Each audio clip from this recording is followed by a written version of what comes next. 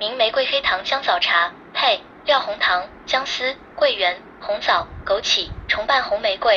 净含量规格150克15克X 10包。Yang ini version lama. Ni translator yang ni. Aku pernah review dulu.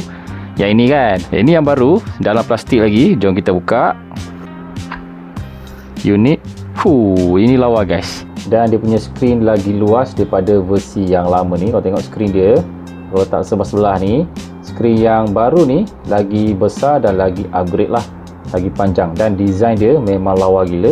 Kat belakang dia, kalau korang bawa kan, nampak macam korang bawa smartphone je. Ada online translation, offline translation, photo translation. Contoh kalau korang ambil gambar kan, teks tu bahasa yang korang tak tahu, korang ambil je gambar, and then dia akan translate kan untuk korang. Ni ada group translation, smart recording, real time. Contoh kalau korang nak communicate dengan dua orang, korang boleh berbual dengan dia guna yang mode ni. And then input translation, banyak fungsi-fungsi yang ada dalam model baru ni. Contoh sekarang ni, perkataan ni satu haram pun aku tak faham dekat sini. Apa benda dia tulis ni? Inilah function benda ni. Contohlah aku nak pakai salah satu function dia sekarang ni, photo translation.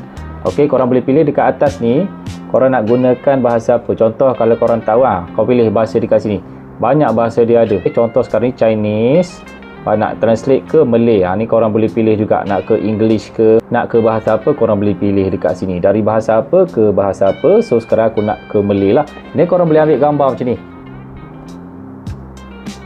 Dia clear gambar dia, korang tengok. Dia boleh auto focus dan jadi clear. Nampak? Itu yang dia capture. And then dia akan automatically straight translate kan. Tekan je dekat button right tu nanti. Nampak? Padu guys. So korang boleh baca yang korang tak faham tadi tu. Dia translatekan on the spot guys. Memang padu gila. Harga sama je lebih kurang dengan yang model lama ni, tapi yang ni lagi up to date ni. So kalau korang nak beli, korang boleh tekan dekat beg kuning dekat bawah.